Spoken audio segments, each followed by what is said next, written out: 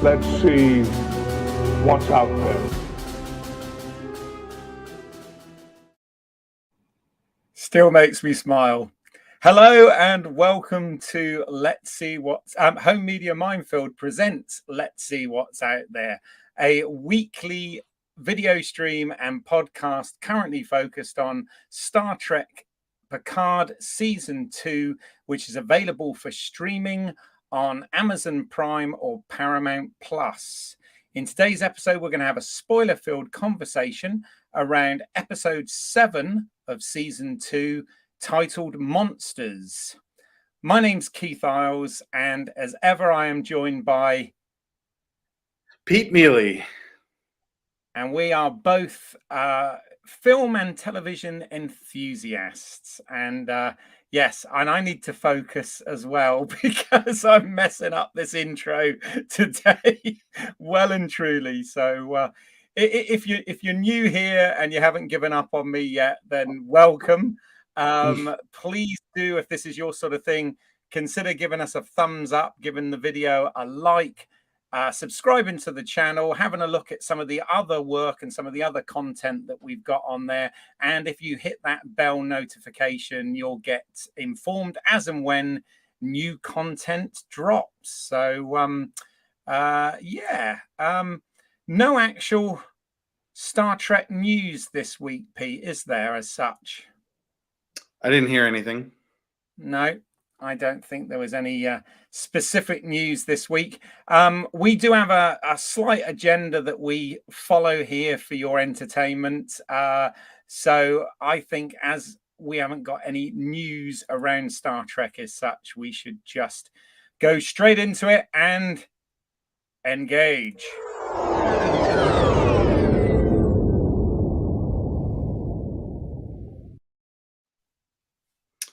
All right.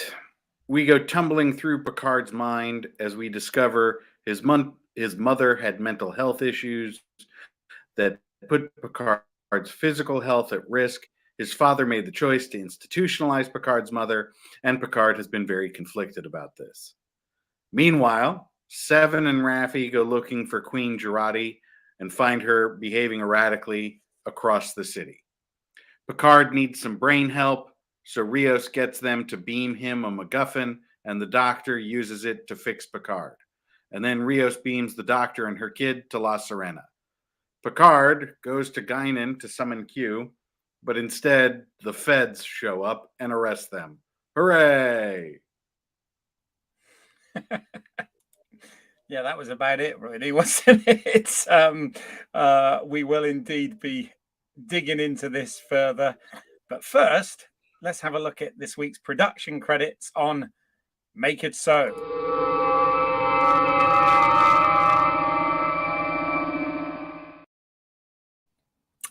So this week's episode, once again, writing-wise, was credited to Jane Meggs, who we've discussed on previous episodes.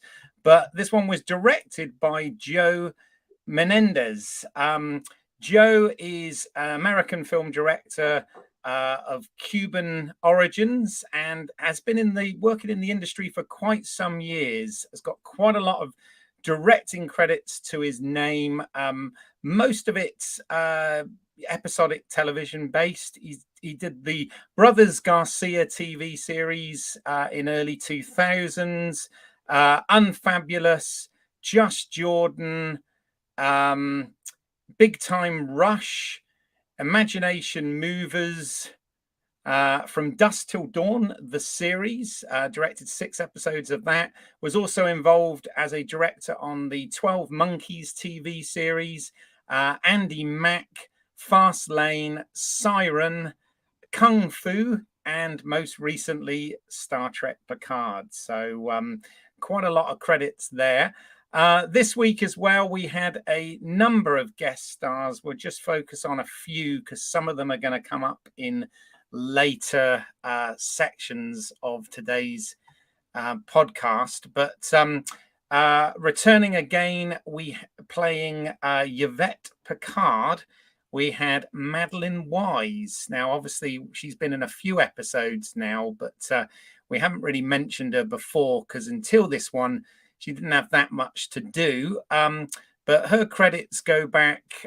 She was in Whatever This Is, the TV series, playing Lisa. She's worked on Crashing, the TV series, playing the character of Kat. Single Drunk Female, playing Stephanie. And most recently, as I said, playing Yvette Picard in Star Trek Picard. So good to see her. Obviously, Dylan Von Halley has also reappeared in this, playing a young Picard.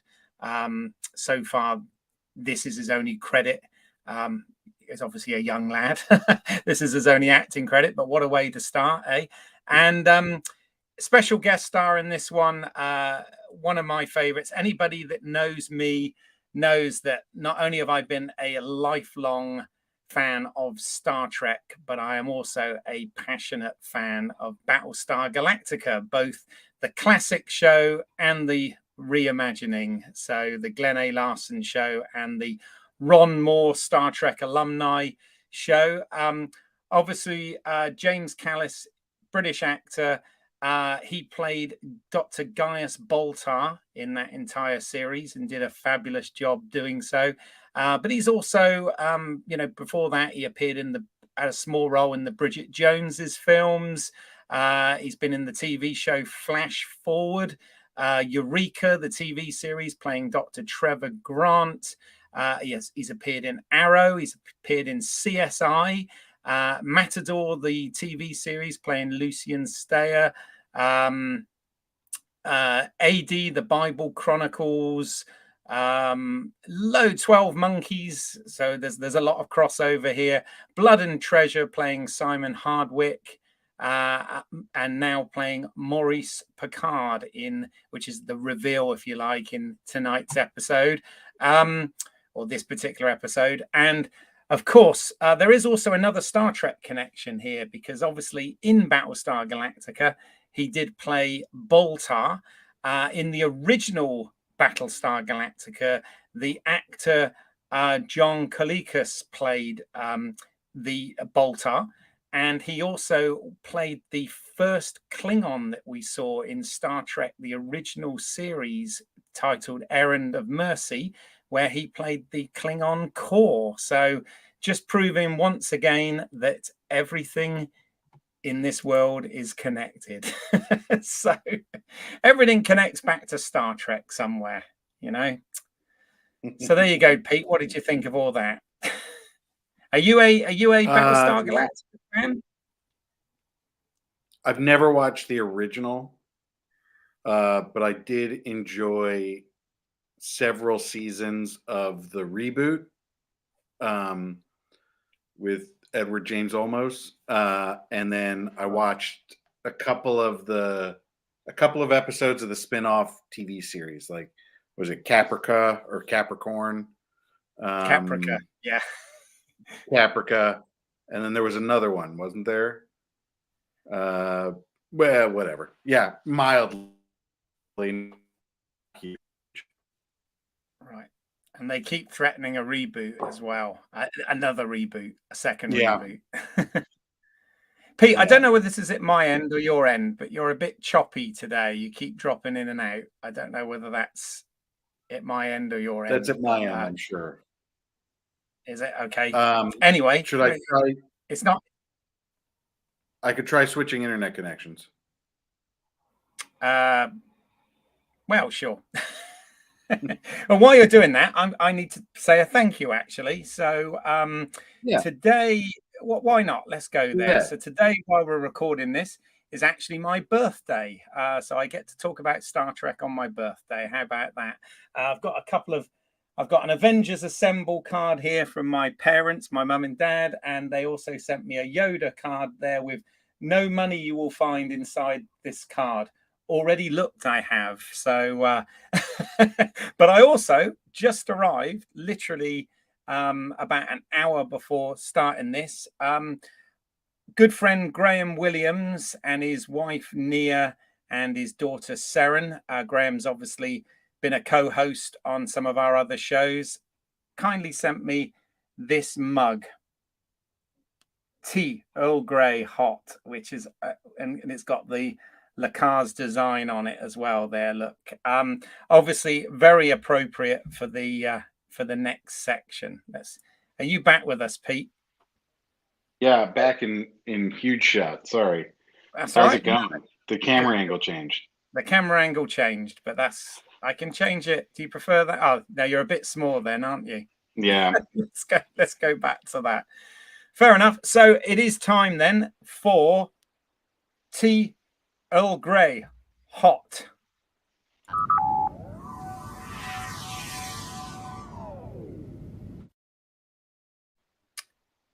And if you've not joined us before, it's a little bit of fun.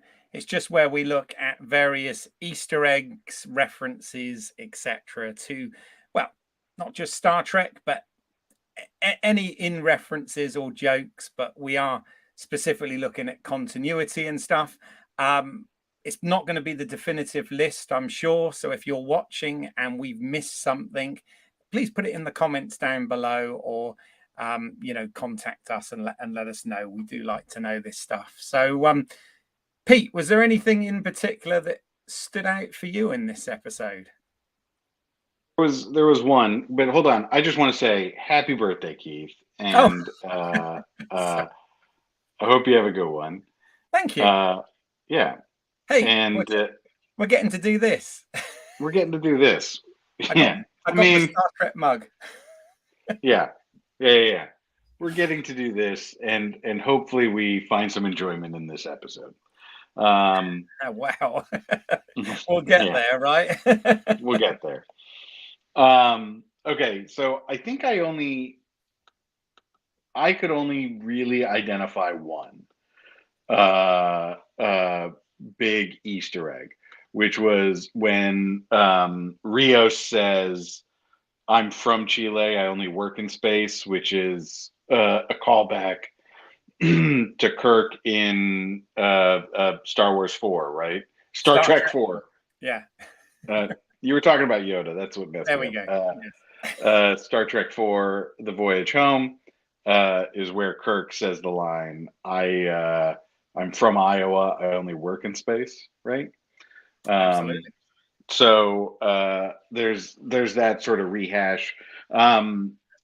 We talked about the hand gesture, right, that Guinan uses previously. So I think that's been in other episodes.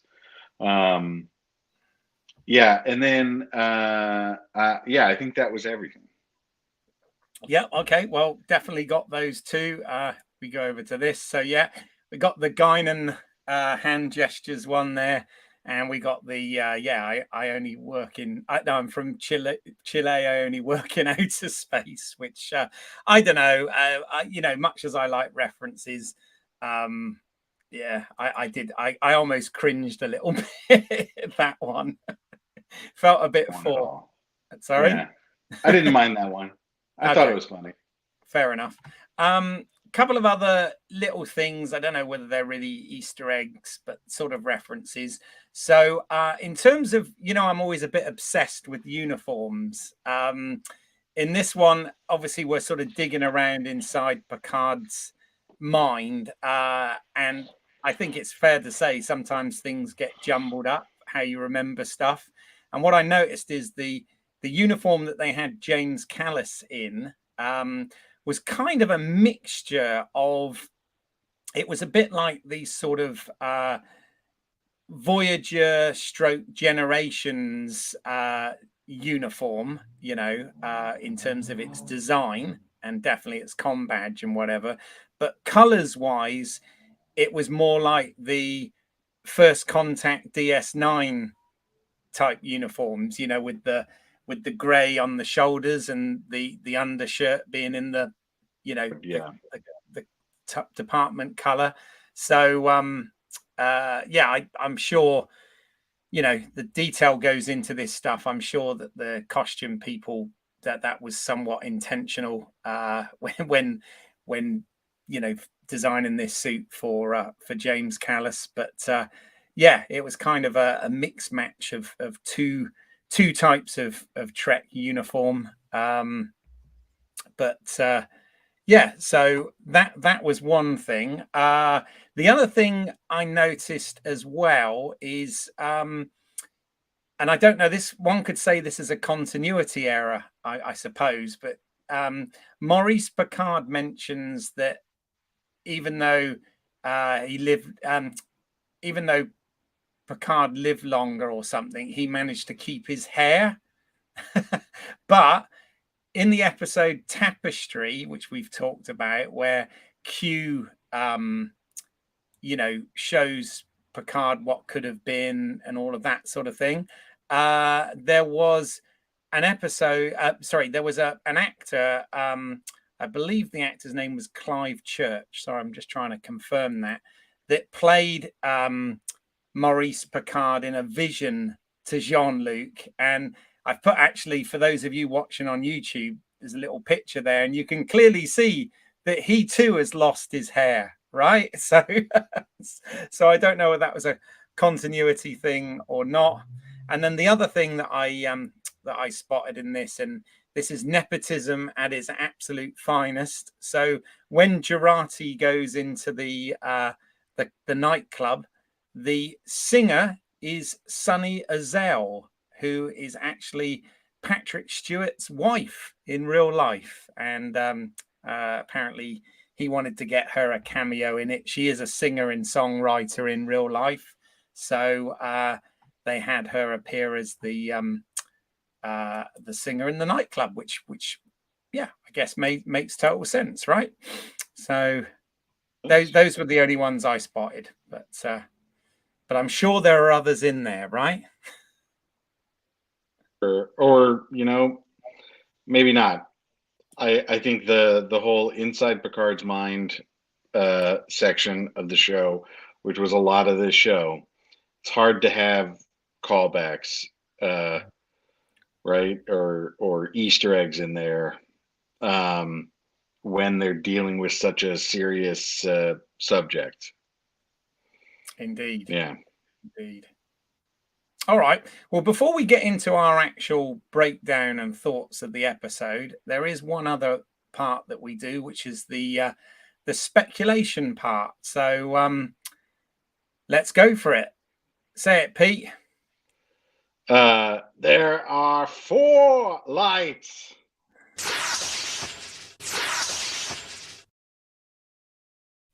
Love it. Yeah. So any major theories from your side? Oh, I would love it if this ended like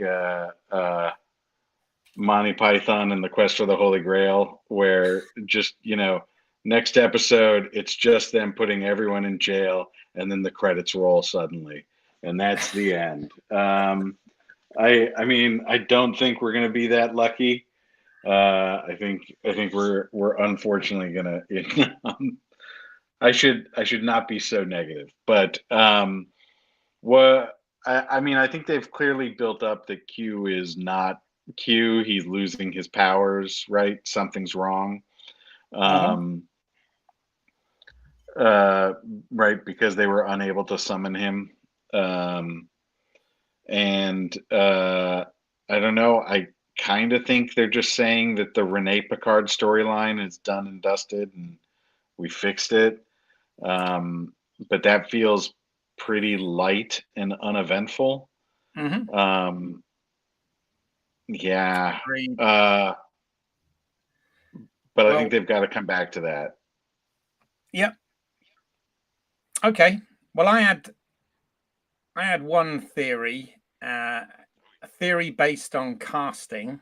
I would love it if it was the case, but it's quite a long shot. So bear with me here. So as we know, when it comes to casting in anything, but Star Trek's, done this a lot in the past. Sometimes you get different actors playing the same role. Sometimes you get different actors playing multiple roles. Mark Lenard and Tim Russ being prime examples of having played other characters before, playing a regular in various Star Trek series.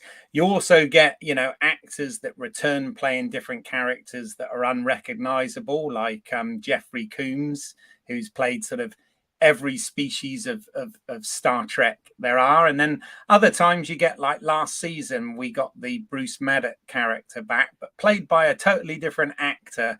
But it didn't matter because, 30 plus years had passed. Anyway, but there was another guest star in this, which relates to something. And I'm hoping that the writers, if it's Terry Malice, the big Star Trek fan there or whatever, has done this intentionally. So I'll stop waffling and put up the picture. So in this episode, the actor Jay Carnes played the FBI detective, and that's all he's cast as, that came into Guinan's bar at the end, saying a lot of bizarre sort of sci-fi references before obviously showing the video of Picard beaming and taking them under arrest. Now, as you well know, I am a massive Star Trek Voyager fan, and there was a 5th season episode of Star Trek Voyager, which I've actually rewatched since because I really enjoyed this one, called Relativity. Okay, and the premise of that show is a 29th century Starfleet time vessel called the Relativity basically hires 7 of 9 to prevent a sabotage that takes place on Voyager. And basically they try and do it without altering the timeline, or they're trying to fix the timeline. And they do say that Catherine Janeway is a real pain when it comes to the timeline. It features a character that was in that Future's End episode of Voyager as well, Captain Braxton, in this one played by Bruce McGill. But Jay Carnes played Lieutenant Duquesne, and at the end of the episode, basically Lieutenant Duquesne is promoted to Captain Duquesne of the timeship Starfleet vessel Relativity from the 29th century. Now, I would love it if that FBI agent, bearing in mind it's played by the same actor, okay, he's over 20 years older now, but if it turned out that he was Duquesne sent back to try and fix the time incursions that Picard and his crew have been making since they've been in this time frame. Whether or not they've thought that ahead and this casting is as a result of that, I don't know. I don't know anything what's coming. I haven't seen any previews or anything for next week, but that is the speculation that I would like. It's less of a speculation and theory and more of a Keith wish, actually, because I would love it if they were, tying that in and having that sort of continuity. But there you go. It's a bit of a long shot, but it is the same actor, which is what made me think that.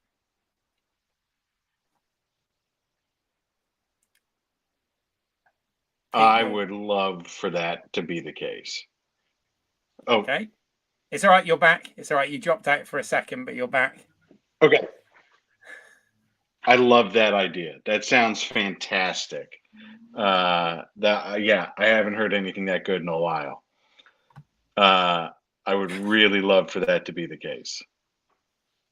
Right. Well, I guess we've only got a few more days to find out, but I try and avoid, as you well know, because I don't like spoilers. I try and avoid trailers. I try and avoid other shows that do what we do until we've had our conversation. So I don't know whether that theory is out there anywhere else. I've no idea, but I do know from my research that is the same actor, definitely playing that role. And I just think I can't believe I missed that. Yeah. Well, I mean, let's be honest. He was a guest star in an episode like 25 years ago or whatever it was, and for a one-off episode, and he was a guest character in that one episode. Thought he was when he showed up. I thought he was the other Q that we meet, the blonde-haired Q. Yeah. In Next Gen, I thought that's who he was. And then I looked up that actor, and I was like, "Oh, it's not that guy." And then I stopped there. So yeah. Well, I mean, one can hope. I mean, I guess this brings it. If you haven't got any other wild theories, I guess it brings us into the next part, and we need to draw a line, right? Yeah.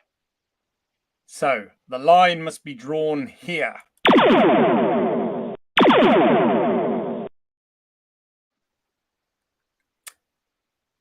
So, Pete, I've got to say, and I know we're going to dig into this big time, but in my opinion, this episode really jumped the shark. Okay, I was massively frustrated watching this. I thought, what the hell are they doing? This could have been. We spoke last week about how this was going to be an episode in Picard's mind, and I thought that this was an opportunity to do something very interesting with Picard's psyche, very visual, very different, that would not have an impact on the overall storyline for this season. And instead, we only got a bit of that, which I thought was pretty unremarkable what we did get. And instead, we have the other characters doing things and completely wrecking stuff that they'd done in previous episodes, and like just doing the most insane, out of character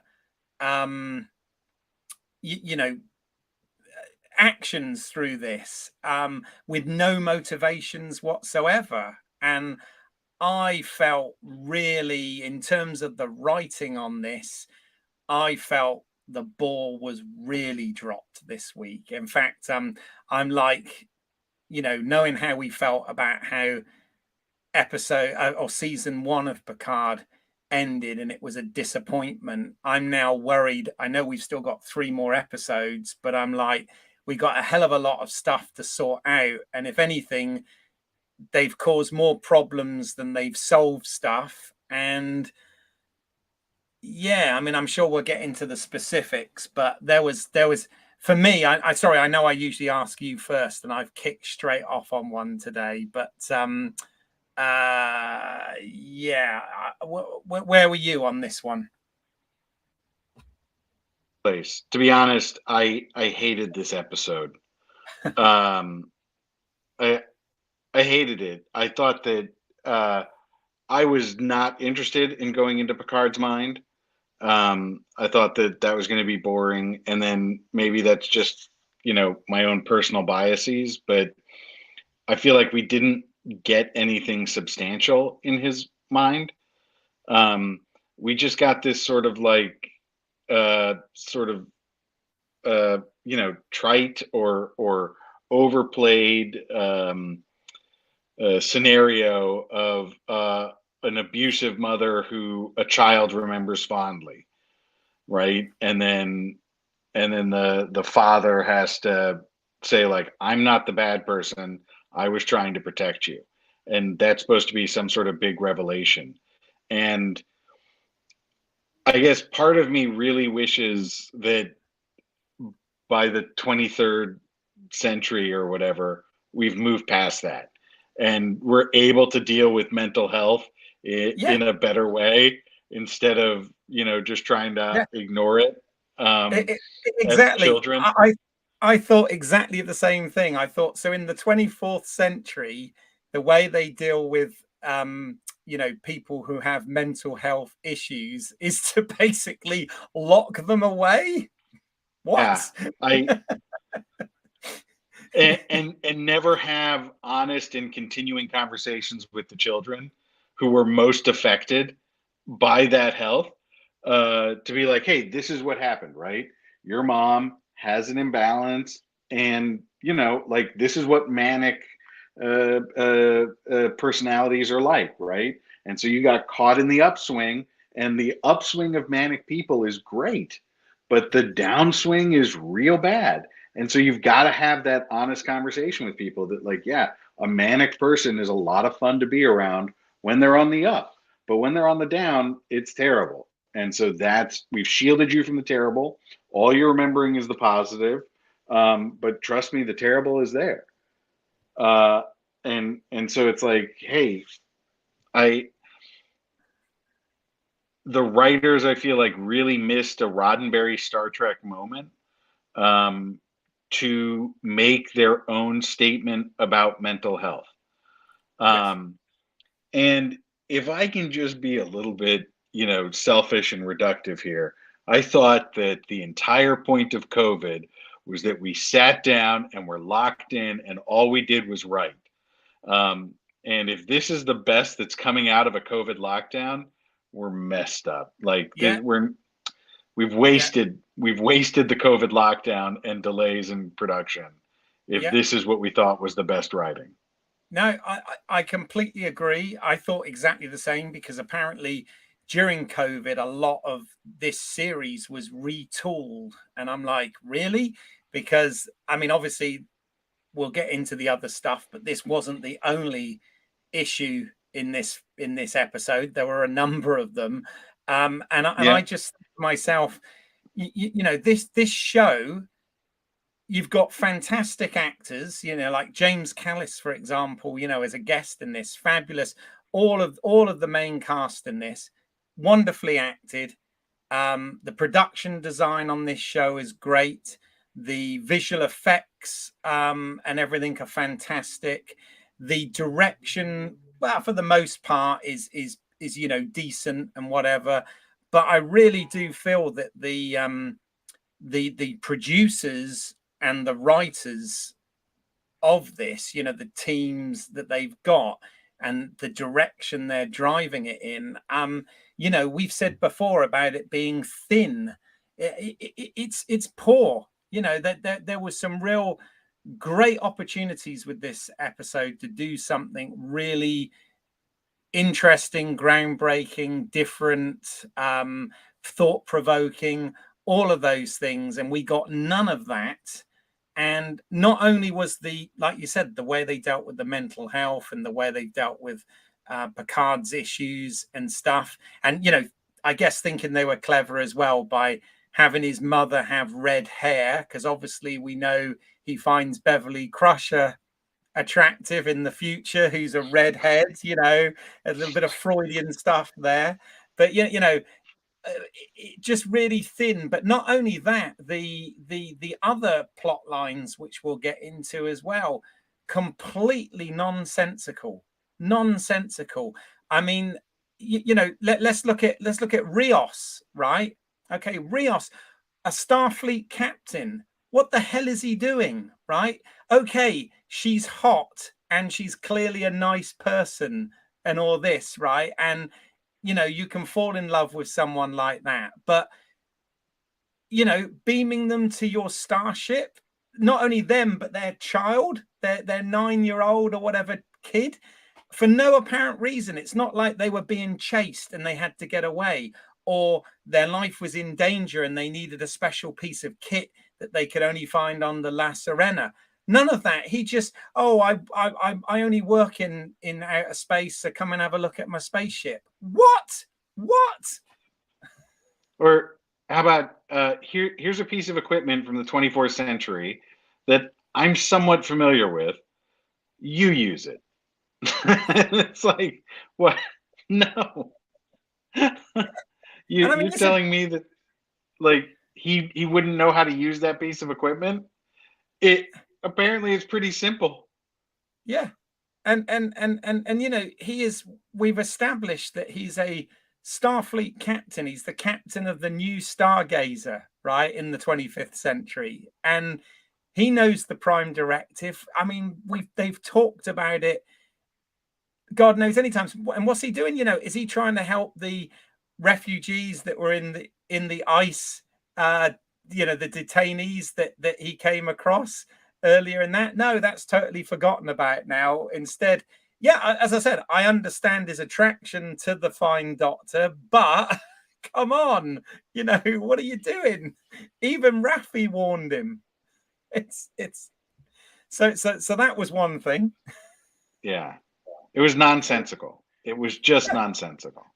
Yeah. So we had the underwhelming exploration of Picard's psyche and his backstory and thing with his dad, which was I think quite wasted.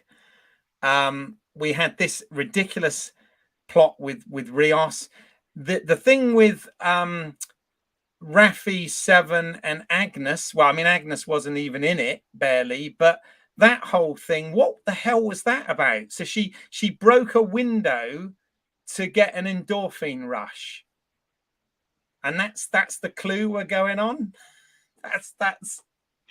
That's how they now know that there's potential that the Borg Queen will take over Jurati and take over humanity in the 21st century. Seriously?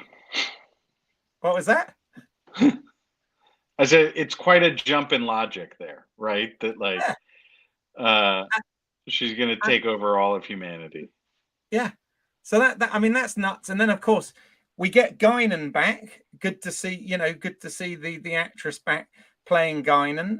But again, this thing about we try and get some history of the Alorans and the Q going back, obviously again relating to that whole scene in Next Gen with him calling her an imp and all of this stuff. But seriously, there's a bottle within reach in her bar that can summon a Q like you're summoning a genie. Yeah, this is it. And we're supposed to believe that. And guess what? It doesn't work either. What? What the hell was that? What was it? Who wrote that? And then of course we get this FBI detective turn up, which I'm hoping it was so dumb.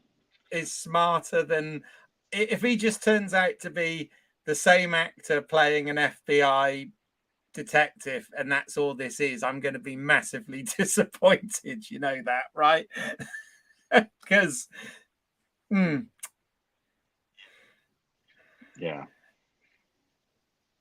So Picard's back. This is. It was frustrating. Well, with 3 episodes still to go, this has set the story back. It hasn't progressed it. And they didn't need to go anywhere. They could have just stayed in Picard's mind for the entire thing.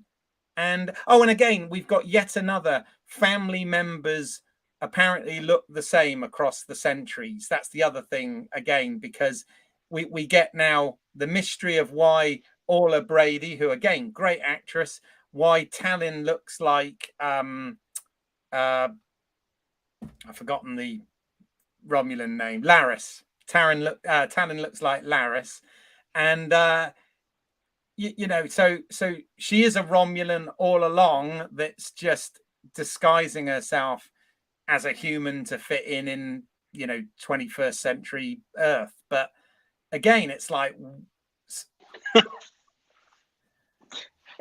And the thing doesn't. Once it's turned off, it can't be turned back on again for 8 hours. Right? But she obviously did her eyebrows. Piece of equipment. She did her eyebrows as well, right?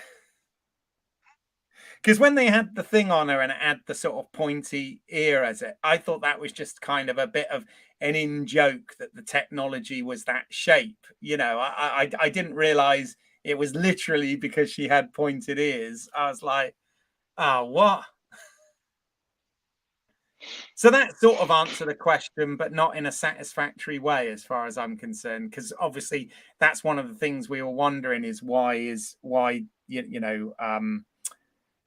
Tallinn look like Laris, but we thought she was human, and it turns out, and again, just like the Sungs, I guess all of the Romulan bloodline of that, they all look the same as well. It's and of course we had nothing with that. We had no Brent Spiner or Issa Briones in this episode, so nothing forward with the Sungs, nothing forwarded with Q.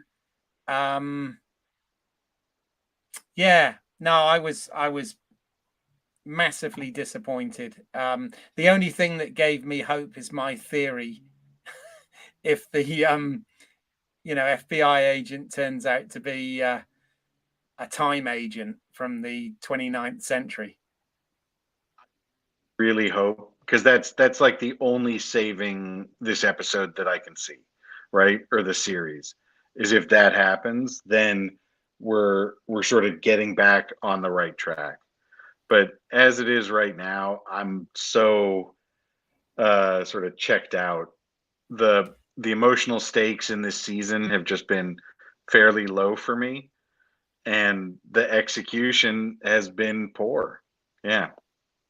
I mean, I want to love it, and bearing in mind that the first episode of this, I said, was the best episode of Picard that there'd been, and I gave it a captain rank, and I've said, but this, it's not getting better, and now they've got 3 episodes to wow me, which is still potentially nearly 3 hours of running time, but two and a bit or whatever. But yeah, I don't know. I'm just kind of, there are little touches in this I liked, but some of the references and stuff. But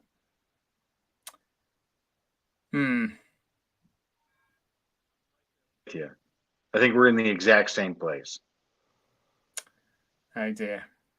So then, I don't know, unless you've got more to say, shall we get to the ranking? Yeah, although my ranking for this would be cadet. So no pips. No pips for you. I was going to rank this one in ensign, which is the lowest rank I've given so far. Just 1 pip. Ensign, the half circle. It's like ensign junior grade. Ensign junior grade. That's the one. Just a blacked out pip. Yeah. That's what I'd rank it. Yeah. Yeah. I hate that we're saying this, by the way, but I'm sorry. This needs to be better. It needs to be better.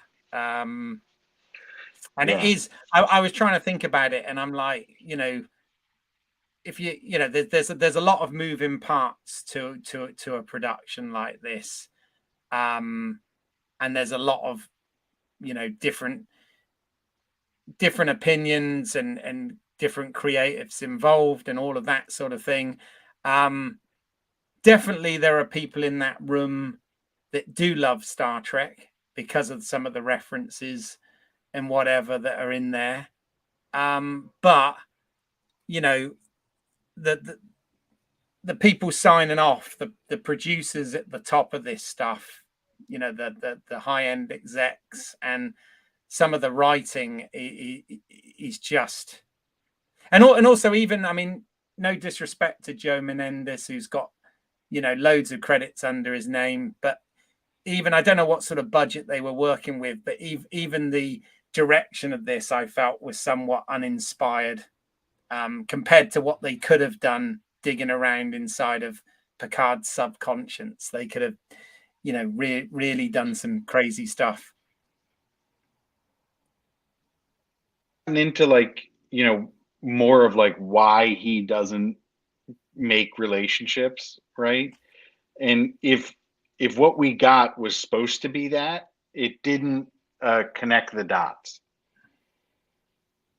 Yeah. Well, when you look, I mean, when you look at episodes like the aforementioned Tapestry, which was the the Next Gen episode from when was that? 1993, written by Ron Moore. And you know how great that Q episode was. Oh, that you. What have you changed? You sound better now. You were cutting out all the time before, but now you're not. That's good. Oh, I haven't. My AirPod died, but that shouldn't have made me cut out. I'm sorry. Okay. All right, that's better. It's better. You're coming through better, actually. So, but yeah, I mean, I don't know. This didn't. Because I know there's lots of haters out there of Star Trek, and I don't subscribe to a lot of the things that they say, and I don't want to turn into one of those people, but yeah, this wasn't good enough in my opinion, this episode at all. So anyway, yeah, I think that I feel you. I agree with you about like not wanting to be haters. Oh shoot, have I dropped? No, you're back. You're back. Keep going.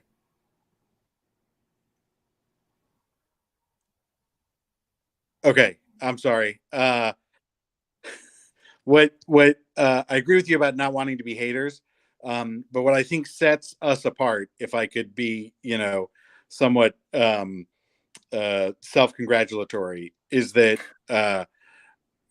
when we are looking at an episode and saying the things that we don't like about it, the things that we don't like about it are actually in that episode. They aren't sort of perceptions about the bigger picture. There's not, we're not bringing in stuff from other sections of life or other sections of Star Trek. We are just looking at this episode, like this very specific thing, and saying, here are the problems in concrete terms.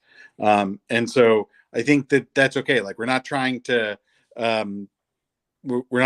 tear apart everything. We're not ignoring what's happening in this specific episode, and we're not bringing in gripes or hangups from other things in life. We're just saying, hey, in this episode, you didn't do the mental dive very well. It didn't mean anything. The side, the B, C, D plots that you brought in were not good and didn't move the story along. And I think those are all very valid criticisms. Yeah. Well, let's hope it's upwards from here. That's all I can say. If you're watching this or listening to this and you strongly disagree with what we're saying about this episode, I really welcome a different perspective. So please do, put that down in the comments or contact us if you're listening via podcast. And we'd love to hear it, and we'd bring it up on the next episode if there's anyone that, as I said, strongly disagrees with our criticisms of this particular episode. Agreed, Pete? Exactly. Okay. So 100% agree. Great. Okay.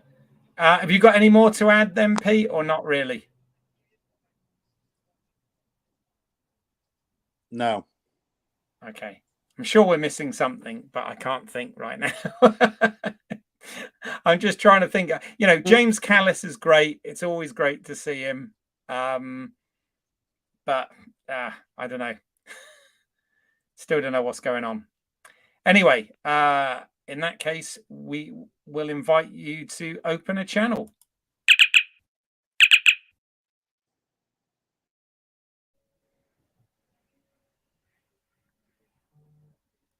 All right. You can get in touch with us at LSWOTcast on all of the social media platforms, Twitter, Instagram, Facebook. You can email us directly to let us know your thoughts, lswotcast@gmail.com. If you are listening to this as a podcast, please like, subscribe, and give us a rating, as that helps. Please also check out the Home Media Minefield YouTube channel, where you can watch this podcast. My name is Pete Neely. You can find me on Twitter at Too Many E's, TOOMANYEES. Keith, where can people find you and more of your work? Yeah, as I said, you can find way more here if you check on this channel. We've got home physical media reviews, other discussions about other shows and movies. So please check that out. We're also doing a show at the moment discussing Moon Knight, the latest Marvel show. If you want to see some of my creative work, if you go over to the YouTube channel British Isles, that's EYLES, as in my last name. There is an anthology of short films over there. Anything welcome. Any comments or feedback, always welcome. That's I just want to thank Neil Myers for our fantastic theme music for this. Neil's work can be found at neilmyersmusic.com, and William McLaughlan for our excellent logo. There is a link to more of William's work in the show notes.